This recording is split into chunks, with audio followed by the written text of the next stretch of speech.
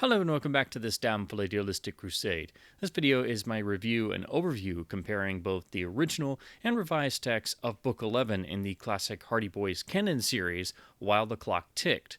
The original text was, of course, written in 1932 and done by original series creator and primary author Leslie McFarlane, and then the revised text, which did keep the main idea of the general plot, was released in 1962, written by James Buechler, who wrote a number of revised texts. Now, a brief note about the text revisions for those who may be unaware or haven't seen my previous videos in this series. In 1959, the Stratemeyer Syndicate decided to go and produce new text editions of all of the pre-existing Hardy Boys and Nancy Drew series books. This was done ostensibly to modernize them to the late 50s, early 1960s period, but it was also done to remove some dated terms and a little bit of racial stereotyping, because the books do date back to the late 1920s for the Tower Treasure, 1927 to be exact. But it was also done, at least I believe, I've never seen it confirmed, but I'm pretty sure it was also done to slim down the page count, because the books were cut down from usually a bit over 200 pages to more along the lines of 155 to 170 some odd pages, and this of course meant cheaper manufacturing costs because the books were slimmer. But in the process of doing this, a lot of the original character was lost, a lot of the nuance of the text, the humor, the rebelliousness of the Hardy Boys was tamed down. Authority figures were always correct, and there was a great lessening of realism, because the sort of shades of gray of real life that were in the original text were very much diluted. But also in some instances, they didn't even keep the same book's plot. So some of the text revisions kept only the title, and the books themselves are entirely different. So you have to go on a book-by-book basis to see what the revisions were. For the most part, it was basically keeping the same elements of the plot, or introducing subplots and mixing the plots together, or just basically streamlining and kind of shortening down the original text to hit that 170 page or slightly less page count. But that's why I'm doing this series, to go book by book and discuss the revision of each text and then compare the two texts to one another. Now, While the Clock Ticked is an example where the basic plot is not changed. So the plot is the same in both editions, where the Hardy Boys are essentially given a case by a local banker who has assumed possession of an old house that has a secret locked room inside of it that he uses for locking himself away from the world and being able to get work done. Where the mystery comes into play is the fact that said banker, Mr. Dalrymple, is suddenly finding death threats and warning notes inside the locked room that no one knows about, and it is a secret hidden locked room with a time lock, so no one has physically been in there, and there's no other access point. So somehow these warnings and death threats are being left inside of the secret locked room, and there's no sign of anyone getting in there, let alone no way for them to get in there. So the boys are essentially presented with a really interesting locked room mystery. But then they also wind up tangling with a gang of harbor thieves that have been active in the area, and the action is roughly centered around this old house or estate that the banker purchased with the hidden locked room inside. And we even get the sort of backstory about the original owner and what the locked room was made for. It basically was, in the original text, for the crazy old owner to just sit in there and count his gold, because he's described as a crazy old miser who liked to hoard his wealth and sit there in his secret room and just handle it and stare at it all day. But anyway, that is actually carried over into the revised text. So reading both of these, the actual plot is pretty much the same. It's just an example of the revised text process, not only streamlining the action while adding a greater focus on action, because they've substituted or inserted a bunch of additional action beats, but a lot of the incidental events have been very much streamlined, and with some events actually being removed in favor of adding action beats and set pieces and chapter cliffhangers. But this also, as I've said in all of these, it very much cuts down on the atmosphere of the book. It cuts down on its charm. And especially when you read these two back to back, you very much get that made direct and very apparent. There's one particular sequence that I think everybody remembers, regardless of which text you grew up reading, where the boys are going with their chums and they're on a hike and they're going to have a lunch picnic somewhere. And Frank and Joe Hardy have decided to also do some surveillance of the house with the locked room while they do so. And they've sort of been sworn to secrecy, so they're not really telling any of their chums about the case they're on. But, they can very quickly suss out that Frank and Joe are involved in another mystery, but they keep very tight-lipped about it. But anyway, there's this really wonderful humorous bit where the always hungry Chet Morton, the Hardy's main chum, the number one of the friends who always appears most often, is led on a sort of wild goose chase because the boys keep saying every spot that he finds to have their lunch is not good enough, and this goes on for a good number of pages until finally they just obviously they're going to pick the first random spot to make him exasperated because they've been leading him on this whole time. It's a wonderfully funny bit, and I think everybody remembers it, but in the original text, this goes on for several pages, and because every location is perfectly described in great detail, and the way that the boys are sort of leading him on is fully described, it allows the moment to fully play out. Whereas in the revised text, you've got the bare bones of that moment, and so it plays just fine, and it's charming and amusing, but it's also over much more quickly, and it doesn't have the same impact. So I grew up with the revised text, so I knew that moment, but reading the original text, just that moment in particular is so much richer, more nuanced, and the joke actually lands fully, and you actually do laugh and chuckle a little bit. Whereas in the revised text, you don't get that same impact. I mean, the basic idea is still there, but it just doesn't have the same flavor or impact. And I think that is a perfect encapsulation of what I'm describing in the text revisions that are like what we see here in Book 11, where the main plot of the original text is kept, and a lot of the same events are kept. Even some of the same bits of text, roughly, are kept. But it just doesn't have the same nuance and flavor, and because the pace is increased and the text has been cut down, it seems that when you read them back to back, you can tell the revised text is moving much more quickly, and it's almost kind of rushing through certain areas, I guess it would be the best way to put it. And so anytime you kind of rush through things, you don't quite get that same impact because you don't get to savor those little moments. Another very notable difference is the parents of Frank and Joe, Fenton Hardy, world-famous detective, and his wife Laura, are out of town. So the Hardy boys are dealing with their Aunt Gertrude, who has an opinion about everything, a sharp tongue, and is a force to be reckoned with. Well, that's in the revised text. In the original text, she can be a bit nightmarish, and her tongue is beyond sharp. It's like stiletto sharp, and she lets the boys have it 24 hours a day. It's like open season on them because their parents are out of town, and nothing they do is good enough, and she has an opinion about everything. She doesn't like them sleuthing, but of course, she could solve the mystery herself in 5 seconds if given the chance, because that's the type of person she claims to be. So in the original text, this is one of the times where you get a ton of Aunt Gertrude going full tilt, ranting and raving, and in the original text, she can be a bit nightmarish and definitely is the type of person you don't want to be stuck living with, let alone, alone with for 2 weeks or an extended period of time. But also, even though she's the type of person who's tough to deal with, there is always a bit of humor in the way that McFarlane writes her dialogue. So even though it would be tough to be experiencing that every day, you could also see the inherent humor and the ridiculousness of some of the things that she's saying. She's always complaining about stuff, but you can also tell she has a heart of gold as well.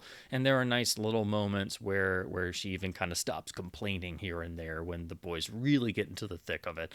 So it's just like everything else in the original text. It's more believable, it's more realistic, it's more nuanced, and it's also more humorous because you can find the elements of realism actually being both humorous and endearing, and it makes you more deeply connect to the book itself.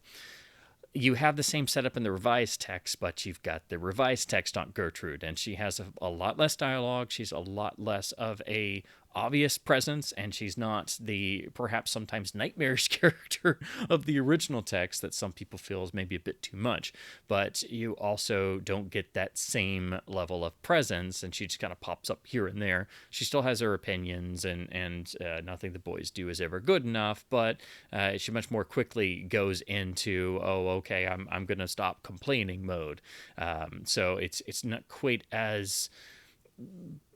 Well, actually, it's not quite as realistic, and her character's very much toned down in all the revised text. I mean, the basic idea is still there, but the intensity knob has been yanked way down because, again, with their parents gone in the original text, it's like open season on everything they do. There's also a couple of interesting little side bits that are in the original text. Probably the biggest one is when the boys are still trying to keep quiet about the case they're on. They're sort of waylaid, or their plans are waylaid because they're dragged off to one of their friends' parties, and in order to get there, they wind up seeing some of their other friends around the downtown area, and somebody makes a mistake, and it leads to a very funny scene of sort of a fender bender that causes a traffic pile up, and then the traffic cops get all involved, and it basically becomes a sort of, I mean, maybe a little bit of a slapstick sequence. And that is nowhere to be found in the revised text, because one of the things the text revisions always were big on is the boys were always perfect, upstanding citizens, and they respected authority, and authority was perfect. And the last thing they were going to do is cause a traffic incident in downtown, and just out of nowhere.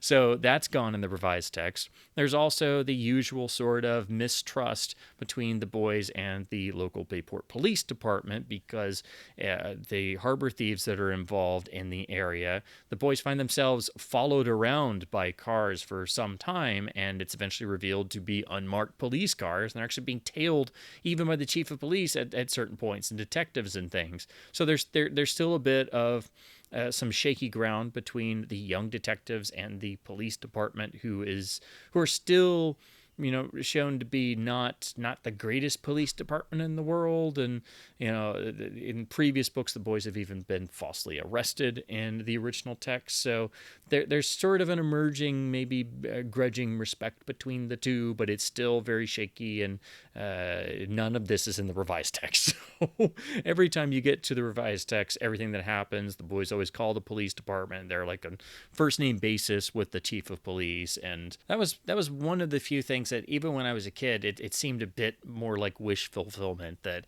you could be a successful teenage detective that was on first name constant basis with police precincts and dealing sometimes with even FBI agents and things. Whereas in the original text, it feels much more realistic that even by this point in book 11, there's still some mistrust, and the police kind of are not the greatest police force in the world, so it feels much more realistic in that sense. We do have a reappearance of a pre-existing character in the series. This is one of the times where a side character pops up in one of the later books, so we see some more of Herd Applegate, the sort of eccentric stamp collector from the Tower Treasure, book 1. He popped up in some other volumes, and he pops up here again in While the Clock Ticked, and he does actually have quite a bit to do in the climax of the original text, whereas in the revised text, they pretty much changed that to Chet Morton and give him a little bit more to do. Now, the harbor thieves and the gang of thieves in both texts, they kind of come in and out of the story, but it becomes very obvious they're operating in the area around the house, and the boys and police kind of suss out quickly that they are using the house as some sort of, if not a base of operations, maybe they're just there sometimes, or storing some stolen items and things. So they do keep having various run-ins with the gang of harbor thieves, and at one point do actually find themselves kidnapped, tied up, bound and gagged on a runaway boat that then turns into a boat chase with a police launch. So that is reflected on some of the covers. But the primary moment, the thing I think everybody remembers and the image used for most of the cover art design, is of course the climax where the boys are tied, bound and gagged, and in front of the grandfather clock of the creepy old house, and they're being menaced by the villains and a crazy old man if you look at the book covers, and he is different a bit depending on which text you're reading. But anyway, the boys are stuck, helpless, being able to only watch the clock tick, which is, of course, hooked up to a time bomb. And this is one of the most notable suspense moments in the entire series. It is what the title refers to and has been built up to every time the boys are in the house and all they hear is the ticking of the clock. On the climax, all they hear is the ticking of the clock, ticking down the seconds to their own doom, and there is seemingly no escape and no way out.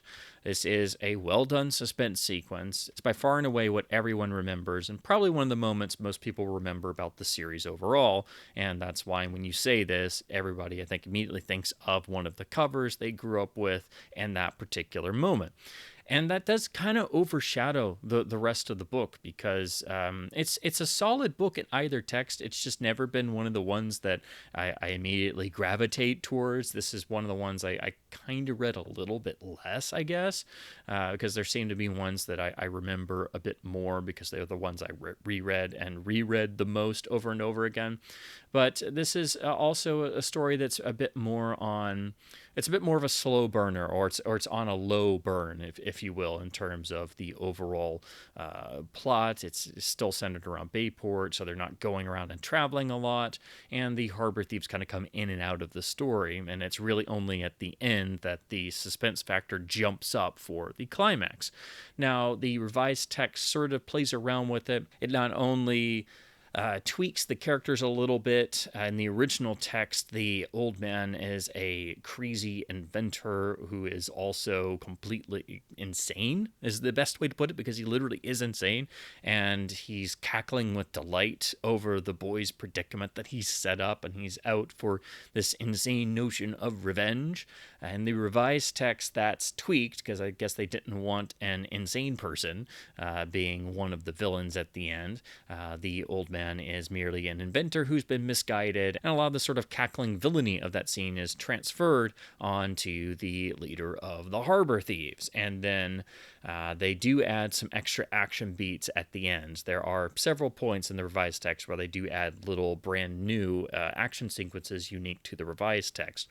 But what this also does in the climax is it does cut down on the suspense. The revised text doesn't run it as long in terms of the sequence. So when you think about like a nail-biting suspense sequence, when something's referred to as a nail-biter, that's because it's built up to that point where you start biting your nails or, gripping the arms of your seat you're in. And in the revised text, it doesn't make the boys sweat as much, if that makes sense. And when you read these back to back, the original text, it is more suspenseful, and it stretches that sequence out even longer, and it ups the suspense, it ups the reader's interest, and you can feel the boys really start to sweat it out because there's no way out of this. And the relief of the suspense set piece of the climax is also less seemingly, well, I hate to say coincidental, but it's basically the whole sequence and the resolution of the climax in the revised text just feels easier.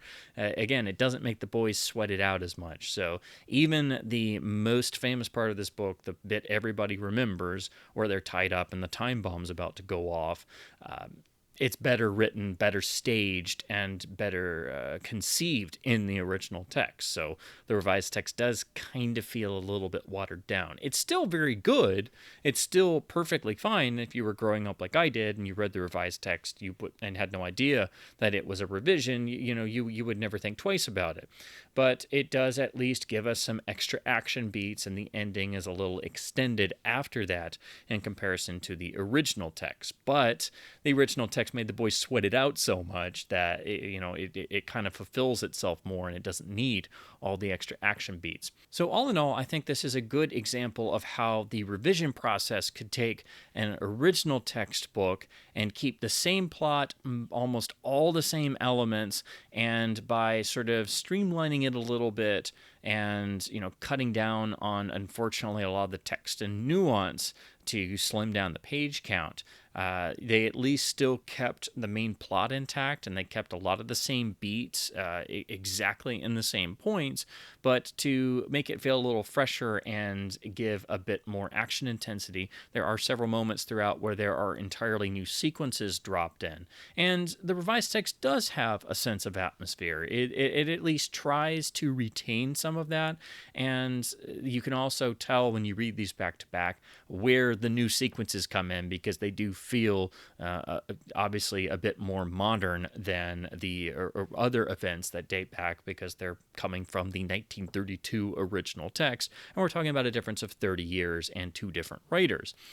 So I do think both text editions are still good. I think the revision is a good revision, and it thankfully doesn't lose the character or the story of the original text, but this is another case where the revised text just does not match up to the original. Not only does it have less of the new material than the previous book, What Happened at Midnight, which did have, I think, enough new material added to its revised text and enough little tweaks and changes to kind of make that version stand alone more. In this case, it just feels like they added some new bits, but that wasn't enough new material to overcome the streamlining of the original text.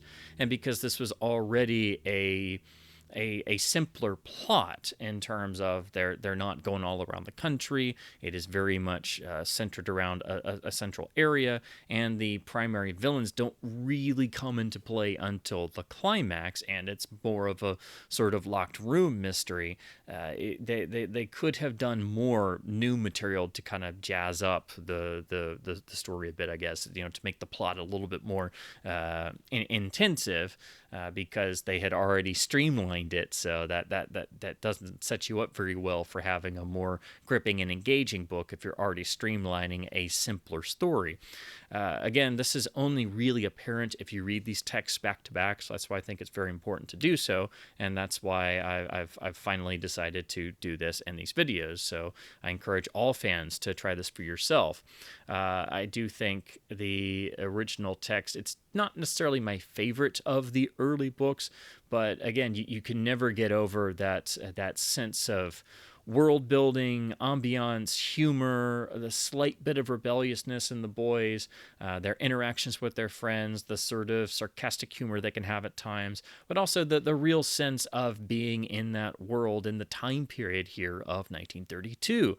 So it is very much period specific, and it feels accurate to the times, and all of the characters and the boys themselves feel much more like real people in the original text, where all that characterization is, so watered down, if not almost entirely removed in the revised text. So the reason why so many people swear by the original text and talk about the humor and the sense of the world of the story and the Leslie McFarlane books particularly is exactly for those reasons. And so all you have to do is read any McFarlane written original textbook, and I think you'll get that within the first couple pages, because it's all there. So even though the revised text keeps the same plot, it just doesn't feel as engaging. And, it's also a harder thing to do because, and I don't blame the people writing the revisions, the revised text authors, because they had to do what the syndicate wanted, and they had certain constraints, and they weren't writing original material. They were working from pre-existing material that had already been re-prepared by the syndicate themselves. So that's why it seems to be a very sort of sporadic hit or miss approach with all these revised texts. They're all, your results may vary. It all depends on the individual reader, what sort of things you prefer in a book like this. And so some people love certain revised texts, some people hate certain revised texts, and they were not written consecutively either. They were written all over the place by different authors, out of order completely, over a very long period of time. So it was many years doing this and then replacing the original text as the syndicate went along. So this is not an easy thing to catalog, basically. You have to go on a book-by-book basis. Now, to talk about the three main cover art designs, the original edition from 1932 featured really bold and striking artwork by series artist J. Clemens Greta, who, of course, most famously did the early end papers, the orange Greta end papers, as we like to refer to them. This is very interesting because it's kind of the series art at a crossroads. This is the first book to have a different design to the original 10 covers that were done by W.S. Rogers. So we have basically the similar sort of text layout and title layout, but the artwork is entirely different. This feels very much like something you'd see on a pulp magazine cover at the time, and the sense of danger is very much there. This is where the boys are kidnapped and captured by some harbor thieves and loaded into a boat, and they're about to be killed and dumped over the side. So the stakes are pretty high for them, and this kind of fits with the early first edition covers, always depicting some sort of action moment in the books where the boys are in peril. But here, Greta actually makes sure to convey that sense of danger ostensibly in the art. Just when you look at this, you know that, again, it looks like a pulp magazine cover, that these boys are probably about to be murdered, even though you're not going to have any clue what the story is about. So it does grab the attention. You've also got the really bold background, sort of burnt orange, reddish cover at sunset, so it feels very ominous. So this I think is a big leap forward over the first 10 Rogers covers, and the next couple books would follow suit. So you'll see in Footprints Under the Window, and the first cover pretty much follows this same sort of pattern, even right down to this sort of dark orange reddish background. Then in 1950, we got the second cover art design, and this was the first to actually have the climax of the book be on the cover. This was by Bill Gillies, who did a lot of covers at this time, and we do have some nice staging of the actual imagery. Here we have the boys bound and gagged in front of the ticking clock where they're waiting for the bomb to go off, but this is where the villain first appears by actually coming out of the secret door in the clock. And of course, this is the climax of the book, and they're kind of putting it on the cover, so they're priming you for this. So it kind of, I guess, spoils the setup of the climax a little bit, but, at least your attention is grabbed and you know what you're getting into. However, like a lot of Gillies covers, it's also very bright and rather colorful, so it looks almost like this is taking place in broad daylight. The walls of the house are yellow. It doesn't have the same sort of spooky abandoned house atmosphere that's in the actual book itself. And the boys do look a little bit older. It kind of looks like two dudes tied up to chairs instead of boys, because Frank and Joe do look quite a bit older. And then we've also got the guy coming out of the clock. It also seems to be an old, not the old inventor crazy character of the original text. So I guess maybe they were drawing one of the harbor thieves, or they just Gillies drew this character this way, but he's not the sort of aged, crazy, insane character of the original text that is coming out at this particular moment. I also don't think you get the same sense of danger. You get a little bit of it because obviously our characters are tied up to chairs and something's going to happen, but you don't quite get that same intensity factor. So I think this is good, but it's obviously a sort of setup for what would come next, and I think what is the definitive cover for this book, which is Rudy Nappys' artwork, which was done for the 1962 printings, and this was the final art, so this is still the art that is used to this very day. This basically takes the same basic idea of the Gillies cover, as a lot of Nappy's covers were basically new versions of the sort of in-between art. But essentially what Nappy did here is basically address every single problem I have and just went over with the Gillies cover, because here the boys look more like themselves, they look age appropriate, the fine detail is so much better. Nappy's done his usual very realistic style. There's a lot more detail. The house is actually dark. It has the proper spooky atmosphere. It looks like it's taking place in the middle of the night, like this sequence actually does in the book. We have the secret door actually look a bit more realistic in terms of the clock secret door. And we have the aged, crazy looking man coming out. And the sense of menace is actually palpable. And the boys actually are straining against straining against the ropes and the gags in their mouth, and they look afraid. That's key here, is they look actually afraid. So this is the cover that I think really most gets the intensity of this sequence over. This is the image I think that everybody thinks of in association with this particular book, because it's been in print longest, but it is, I think, by far the best cover. However, I do still really like the very pulp magazine flavor of the Greta original cover, but because the climax and the time bomb sequence is the central event and what the title refers to, and the Nappy cover is, I think, so definitive, I think this is really the cover for this book and one of the great pieces of cover art in the entire series. Now let's talk about editions I have in my collection behind me. I have this nice condition copy of the second cover art with a nice dust jacket. It has the wraparound spine.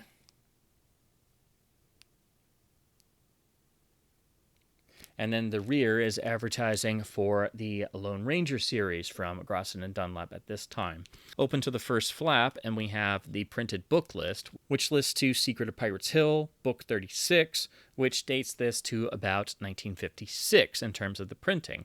We, of course, have the classic orange, what is referred to as the Greta end papers, because the art was by J. Clemens Greta, and this is what you see on the majority of earlier pre-picture cover copies. So the orange Greta end papers are always nice to see. Slipping off the dust jacket, we have the brown tweed hardcover edition. So this is what most books of this era look like, because the dust jackets usually don't survive. And so you're stuck with just the actual tweed hardcover book itself with the iconic classic logo.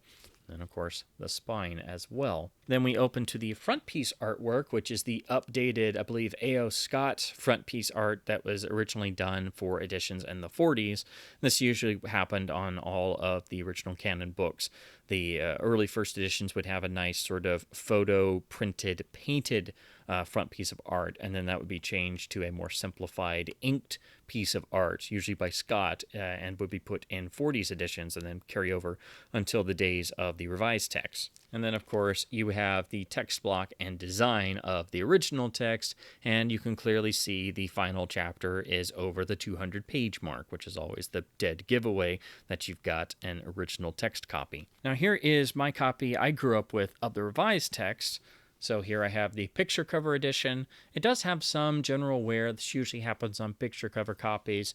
You see the sort of white or fading little spots start to come in, but it does give a sort of, a feeling of the book has been very well loved over the years. But this was the copy I picked up when I was collecting the books originally as a kid, and this has always been my go-to copy.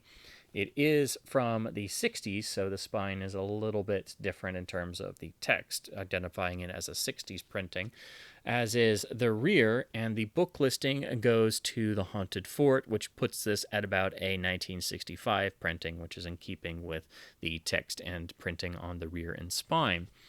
That, of course, means we have the iconic black and white end papers depicting covers and moments from the books.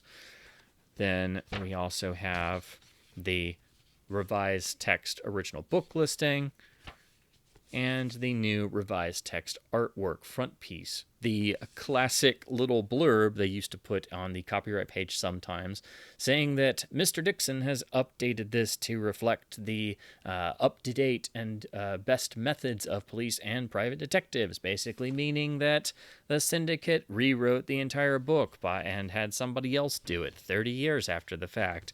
I guess that didn't look as fancy as pretending Mr. Dixon was a real person and they were updating to the most modern police methods of detecting criminals. And of course, we have the revised text style text block, the slimmer page count, but you also do get the extra images and bits of artwork in the revised text. Here's a nice 2-page spread. Here's another outside of the locked room with the time lock on the door. And this is probably the image I remember most of the artwork pieces in this. Here's a copy I sort of inherited. This was actually, I believe it was my mom's copy growing up because my parents had a couple Hardy Boys books survive, just like 3 or 4 random ones.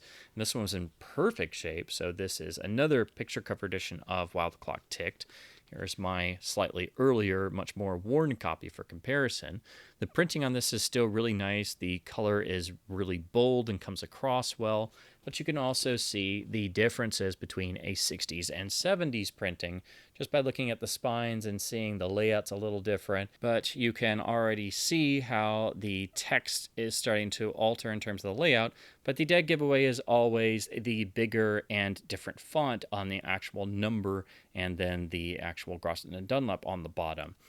Then you flip over to the rear, and they were still using the same rear cover design at this time, but the actual book list has changed. Not only are there more books, but the font has also changed. So this would, of course, eventually change over to a completely different rear cover design. Now, this edition lists up to Hissing Serpent, which would put this at about 1974 in terms of the printing. So it's about 9 years younger, but otherwise these two are pretty much identical. And then just for completion's sake, I also picked up the Flashlight edition. So this reprints the revised text with the nappy artwork, but in the uniform blue flashlight spine design as all the Flashlight editions.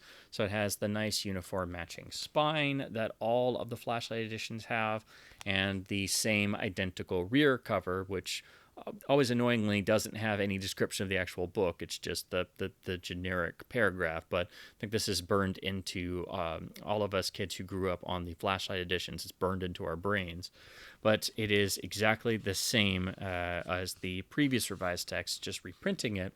The other nice bonus is this is printed on nice recycled paper stock, but essentially you get no page tanning, so you get the nice bright white pages. Everything else is pretty much identical, except for the rear does have a more modern book ordering list in terms of having the checklist, but having it with the full 58 volumes and the modern address to send it to. Now, this is a 1998 printing.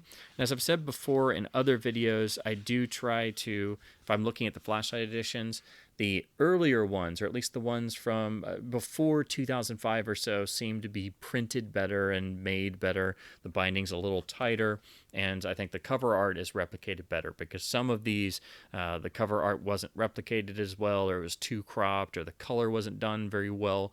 So if you can get good solid copies from around 1998 to 2000, 2001, 2002 or so, that's like the sweet spot of getting printings of Flashlight editions. I also think they did a very good job with the reproduction of the cover on this. There's not too much cropping. The color comes across well. The color depth is nice, so you don't really lose anything from the picture cover edition, although I do think that still looks better.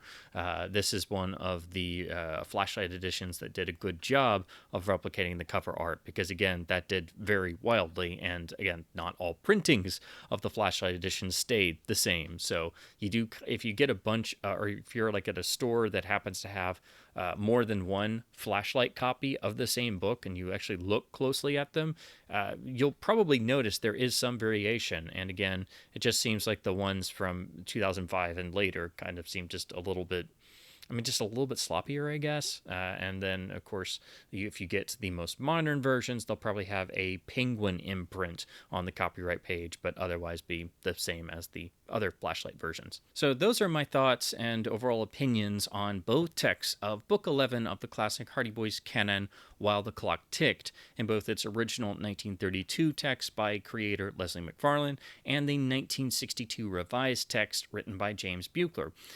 Both are good additions and good texts, and depending on which you grew up with, that's the one you'll be most familiar with and most fond of. But this is another case where the original text is clearly the better experience, the better written book, and I think certainly the more fulfilling book. The revised text just doesn't have the same flavor, and while it does have some nice extra bits, it doesn't seem to have as much character. And that's the biggest thing in doing these comparisons. You're going to notice with every single book, even when they keep the same plot, like this does, it just doesn't have the same impact. And again, it doesn't quite make the Hardy Boys struggle as much. The things are, they feel just maybe a little bit easier, and particularly there in the climax, they're not made to sweat it out as much. And it also makes a difference when the person who put them in this predicament and is, laughing at them and so excited they're going to die horribly and have to be essentially tortured by knowing that fact and waiting for their doom to approach, is in the original text actually insane and finds wicked delight in this idea. So it adds a certain perverse quality to their predicament, which makes the suspense all the better. So I just think while I still enjoy the revised text, and that's the version I grew up with, reading the original text just gives you more of the meat of the story. And since the story is pretty much the same in both, I do think the original text is overall the much better book experience. So as always, I hope my babblings about the classic Hardy Boys series and series literature, the Stratemeyer Syndicate books, and doing these little mini literary comparisons, if you will, has been at least somewhat fun and informative. Please do stay tuned to this channel when I will return in this comparison reread series with my video on Book 12, Footprints Under the Window. And until that time, please do keep continuing to support your local bookstores by searching for all the other Hardy Boys variants you may still need to add to your collection. Please do keep enjoying classic series literature, and the Hardy Boys are absolutely timeless. And if you haven't read one in years, it's definitely a real nostalgia trip to go and do so, and a real eye-opener if you do a similar comparison reread of two different texts of ostensibly the same book. So please do keep enjoying the classic Hardy Boys series, and as always, thank you ever so much for watching.